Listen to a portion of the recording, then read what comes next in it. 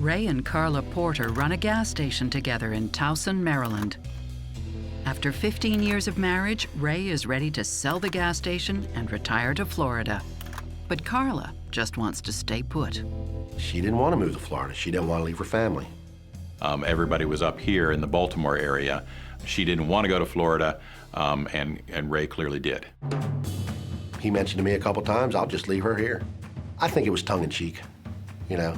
I don't think that he would have ever moved without her. You know, they were partners. They were partners. Partners or not, Ray decides to set his retirement plan in motion and puts the gas station on the market. They were trying to sell the gas station. They constantly got calls on it, and sometimes the deals didn't go through. Hello? Carla does what she can to make sure of that. You must have made a mistake. This gas station is not for sale. That's okay. Bye.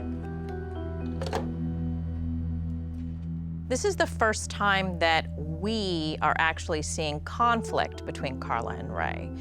And if it's true that everything has really been harmonious between them, this is going to be a real problem for them because they don't know how to resolve conflict. I think we're seeing Carla and Ray wrestling with a problem that's actually quite common among the generation of Americans who are getting close to retirement, which is having some disagreement about how they're going to spend their golden years together.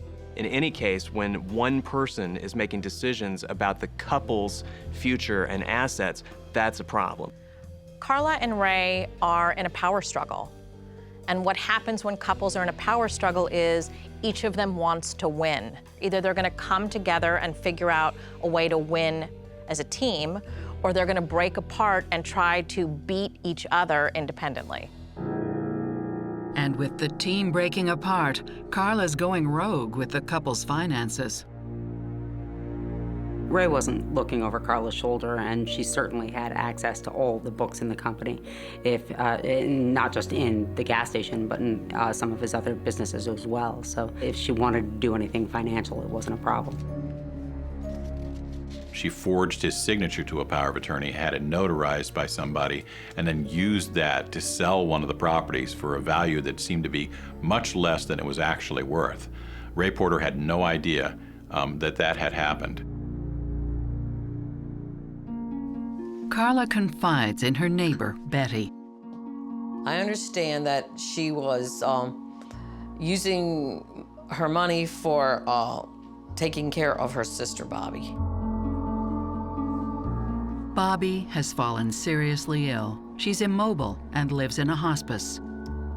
The cost is staggeringly high. I really hope you're feeling better. She had talked about her sister being sick and being bedridden and stuff like that. You know, she had to be under care like 24/7. Ray doesn't know the extent to which Carla's bankrolling her sister's care. I think that he thought that there was a certain amount of money being spent. I don't think he knew exactly what was being spent. He would make comments like, you know, Josh, I'm supporting the whole family. He would say that, you know. Still, Ray continues to rely on her financial judgment. I think that he entrusted Carla to make the right decisions and not basically piss away their retirement on, you know, on her family. Carla believes Ray is better left in the dark. When she approached me, first it was like, Betty, can you get my mail today? You know, I've noticed that Ray's been a little stressed lately, and I thought, you know, it might really help if he didn't see any of the bills and all the stuff that's coming in, because, you know, like, stuff's a little scary sometimes. All right, honey. Anything for you. And I said, yeah. Then all of a sudden, it became every day. And it got to the point where the mailman was leaving it at my house. She'd come by my house some days on the way home, check on her mail. She'd go through it and leave the rest there. I said, why am I getting your mail all this time? Why don't you want your husband to know it? And she said, I just don't. You don't know how he is. He'll get mad if he sees stuff that I bought. And if he sees the bills, he'll get mad at me about it.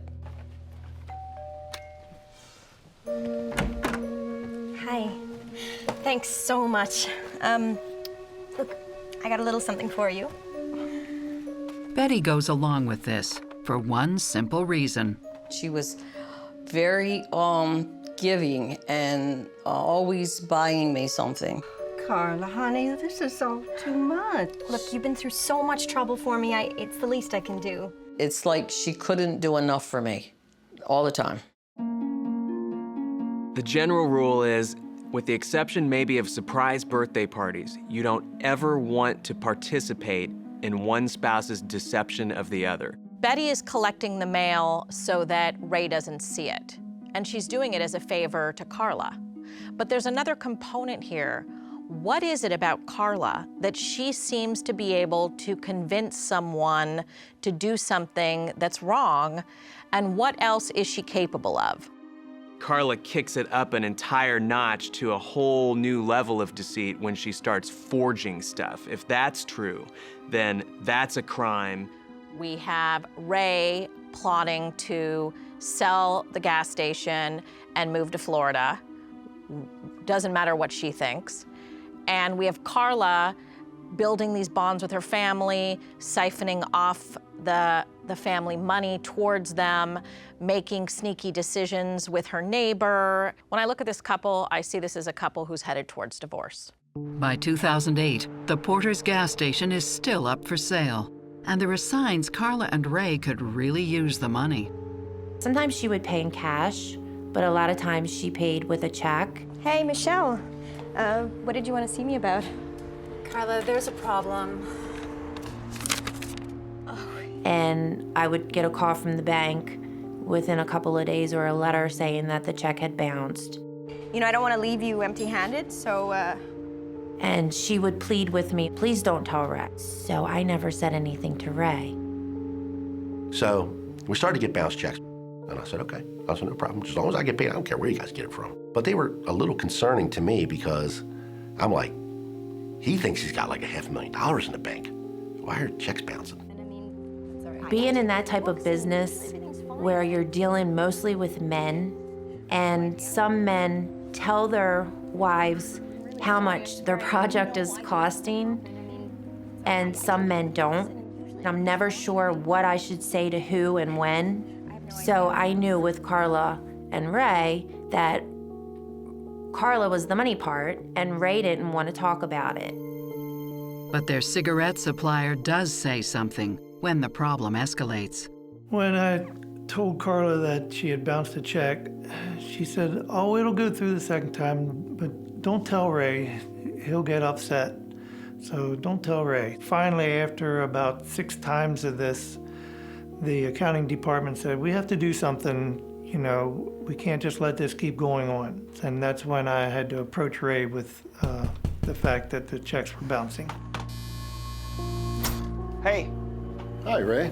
And I discussed it with Ray. I think we have a little problem here, Ray. Problem? And he was really shocked that it would even happen. He said, that's impossible. There's a certain amount of so many thousands of dollars in that account that it's impossible that check can be bouncing. I said, well, Ray, it is happening, and I don't know why it's happening, but we need to take care of it. Hey, what's up? Tom came by today. Okay. What's this? When Ray confronts Carla, she blames the bank. You know, there's a new guy working at the bank, and There was a problem at the bank that the teller screwed up their deposit, and they were having an issue with the bank.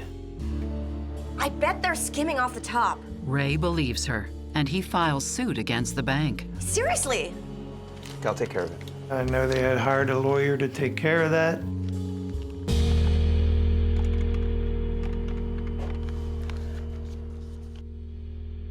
By this time, Betty has been collecting Carla's mail for several years, and she decides enough is enough.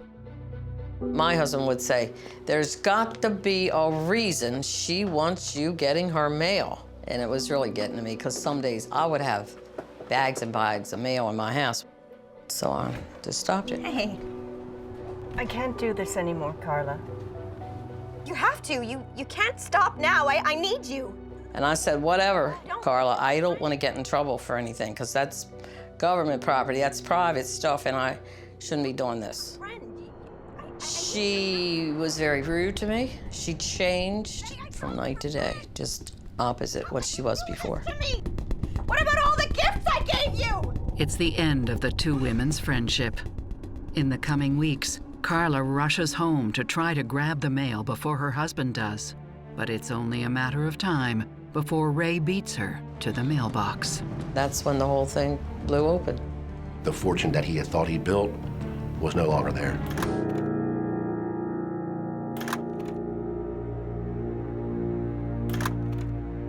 Ray Porter has been shot in cold blood. And Carla and Ray's friends and family are quick to rally in her time of need. We heard he was rushed to shock trauma, and a lot of the neighbors went. I mean, they were consoling her, and she was saying, he's dying. So I called Carla. Hello? And I said, oh my God, Carla, I am so sorry. And she was like, It happened so fast. It happened right in front of me. I don't know if he's gonna be okay. They hadn't pronounced him dead yet. She kept saying that over and over again. Maybe he'll make it through it, because he's strong, strong-willed guy. Maybe he'll live through it. Maybe the gunshot, the guy was a bad aim or something, and maybe, he'll live. But 48-year-old Ray Porter will not survive the day. There was no recovering from the shot that was fired directly into his head. He was kept alive for a period of time for decisions to be made concerning whether or not to harvest organs. He was an agreed-upon organ donor, but once they were able to determine that he would not be able to recover, then the life support was removed. Police now have a homicide on their hands. They continue to scour the streets of Baltimore and scroll through surveillance footage from nearby businesses, hoping to find a man meeting Carla's description. She described the individual as a black male, wearing a hoodie, creating all those stereotypes that people unfortunately fall into. Incredibly, just hours later, a suspect turns up on their doorstep. The murder was at about 7 or 7:30 in the morning. By that night, the police had been contacted by an individual. I have information about a shooting. His name is Tony Fales.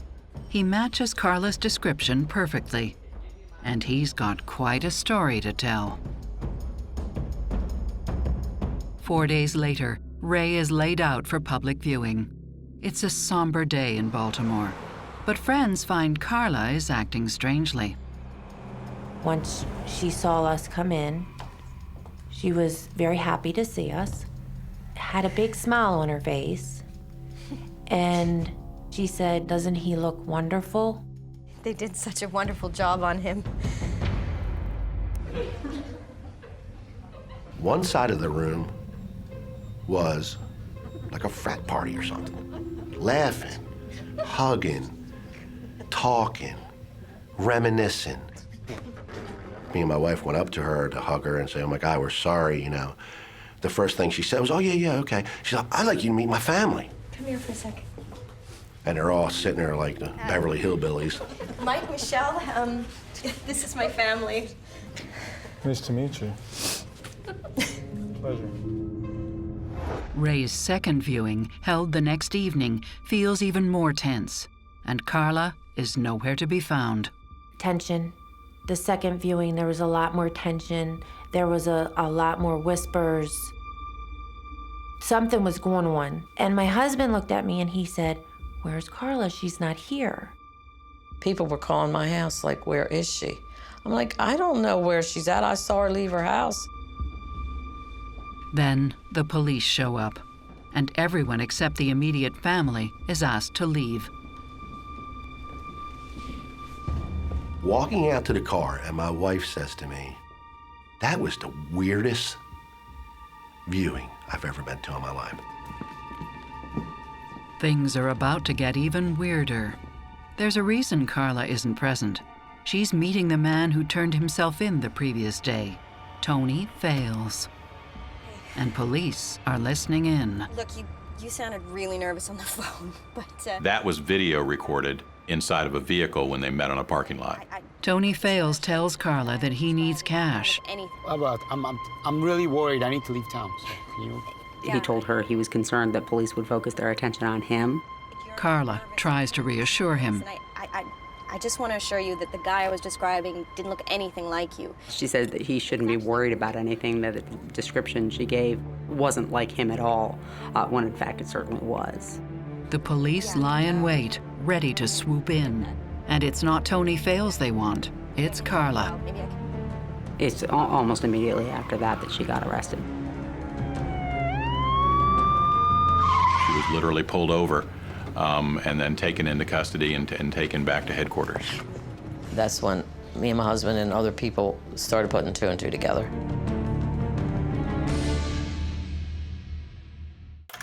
Carla Porter is arrested after Baltimore County Police record a conversation between her and the man who matches the description of her husband's killer.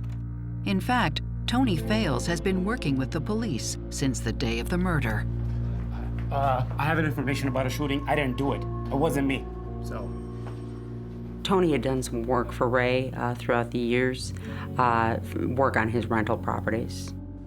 But he was approached by Carla Porter back in December of 2009. She apparently knew that he had a criminal record, so she decided he would be a likely person that she would be able to successfully solicit to take the life of Ray Porter. I was wondering if maybe you could help me get rid of him. No.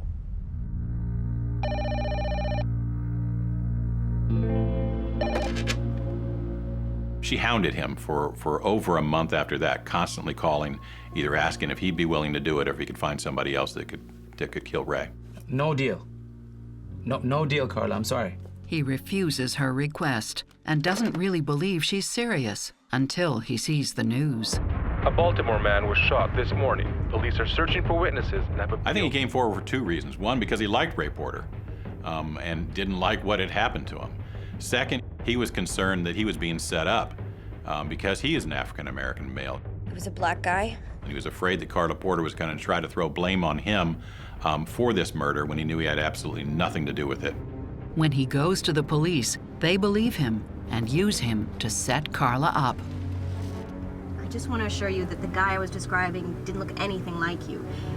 It was actually a white guy. The police were nearby at the time that they were recording Carla's interaction with Tony. Carla is already in custody when the funeral begins. I get a phone call from one of the guys that works at the shop, and he says, they arrested Carla and charged her with Ray's murder. Yeah, they set her up in between the viewings and a sting, and they got her. They locked her ass up. She's not here. Well, everybody in the neighborhood knew something was going on over there. That's when all the police and detectives were over there. That's when me and my husband and other people started putting two and two together. And sure enough, that was it. They already had her locked up and didn't tell no one. I had a text message from the customer who was considering buying Ray's store that Carla was arrested for murder. And I was just like dumbfounded. I was shocked. I would like to say everything I found out afterwards was a shock. I'm still shocked. I think in Carla's arrest, we are finally seeing the magnitude of that rift in her character that started to show up all the way back when she was forging things, when she was willing to throw a bank teller under the bus for her own financial mismanagement and fraud, really, with the couple's marital assets. Everything is now finally starting to add up. And so to me, this is just sort of the culmination of, aha, she has finally done the biggest thing that she could have ever done, which is get rid of her husband for her own gain. It's really no surprise that multiple people were shocked by what had happened when they found out that Carla had been arrested. We see that all the time with people saying, oh, that serial killer was such a nice person. And I think what it just indicates is how little we really know about each other. So if Vows didn't pull the trigger, who did? Once it's established that Carla called in the hit, police look closer to home and the people that Ray hated the most, Carla's family. Carla was assisted by a number of family members. With Carla in custody, police start to identify the other co-conspirators, one by one. Her sister, Susan Data, was the individual who provided to Carla the gun that was used in the murder. The actual shooter was Walter Bishop, a friend of Carla's nephew. Carla Porter offered Walter Bishop $9,000 in order to take the life of Ray Porter. At 3 a.m. that night, Carla uses her cell phone to call their home line. Hello? So she woke him up and said, What? The alarm's going off at the gas station. We need to get there. Ray takes the bait. The plan had been that the killing would be quite early in the morning. That didn't quite work out as originally planned. But there's a problem. Walter's car won't start. So Carla's brother Calvin picks him up, along with the lookout, Matthew Brown. The car just broke down, okay? You've got to be kidding me. You've got to get there today. Just make it work. Hours later than planned, this hapless trio makes it to the gas station. Her brother was who drove the killer to the scene. Walter lurks nearby and waits. Had some of the early morning activities at the gas station, so they had to wait for him to come and go. I'll be right back. And basically the killer walked up around the side door. She let him in. Ray turned and looked towards him. That's when Ray Porter realized what was going on. Carla! Boom! Shot him. I mean, like, right in the forehead. And one of the sad ironies to this is he tried to step in between Walter Bishop and Carla Porter in order to try to protect her from an individual he thought was actually robbing them. Faced with overwhelming evidence, the conspirators cave one by one. The police did a phenomenal job of basically swooping down on everybody that they knew of at the time and placing them into custody. We had confessions from all of the co-defendants, and that's something that when you're dealing with that number of people is awfully surprising. Life sentences are doled out to hitman Walter Bishop, sister Susan Data, nephew Seamus Coyle, brother Calvin Mowers, and lookout Matthew Philip Brown. Now it's Carla's turn, and her defense is simple. That she had to do this in order to protect her own life. When Carla stands trial in 2013, she claims she was defending herself from an abusive husband. As soon as Carla made the claim that she had been the victim of domestic violence, as a prosecutor, you're concerned about how a jury's going to take that. Because jurors recognize that domestic violence happens behind closed doors and that there are very seldom witnesses to it. Carla's stories of abuse are lurid and unbelievable. She came up with the most offensive things that she could even think of. It was like she had watched a bad Lifetime movie. You're a liar! A number of occasions in which she alleges that she was physically and seriously abused, which would give you the impression that Ray Porter was the most evil man on the face of the earth. It was very interesting to see the way that she spun these stories, because she actually made it sound like there were witnesses to at least parts of the abuse. And we went and found all of those people and had each one of them tell us and tell the jury that those allegations are just simply not true. Carla's real motives are clear. She bankrolled her siblings for years and racked up shopping debts buying luxuries and friends. Carla had a financial motive to want her husband dead. She didn't want to have to divide the marital assets, so she did the easiest thing, in her opinion, and something that, frankly, I think she thought she could get away with. Okay. He was getting ready to discover a secret she'd been keeping for a long time, and he wasn't going to be happy about it. She was so far underwater financially that the only way to get out of it would have been to kill him. I can't believe somebody can be so nice to you and then turn around and get rid of her spouse. That did me in. Why do I think she did it? Because she's a cold-hearted Ray had concerns about Carla's family all along, going all the way back to the beginning. And look, he was right. It appears that the apple didn't fall very far from the tree in Carla's case. It is very clear to me that Carla was the boss. Carla was in charge. And it was all in a very passive-aggressive, underhanded, narcissistic way. Ray was kind of this oblivious husband who was handing over everything to his wife to take care of. At the point that Ray finally decides that he's going to take charge, he's going to sell the gas station, they're going to move to Florida, is when suddenly Carla decides that she has no use for him anymore and she needs to get rid of him. In 2013, Carla Porter is convicted of first-degree murder. She got life without parole plus 40 years. With Ray gone and Carla behind bars, their son Kyle moves out on his own, and daughter Megan goes to stay with relatives. Ray Porter is fondly remembered as a kind and gentle man who would never lift a finger against someone he loved.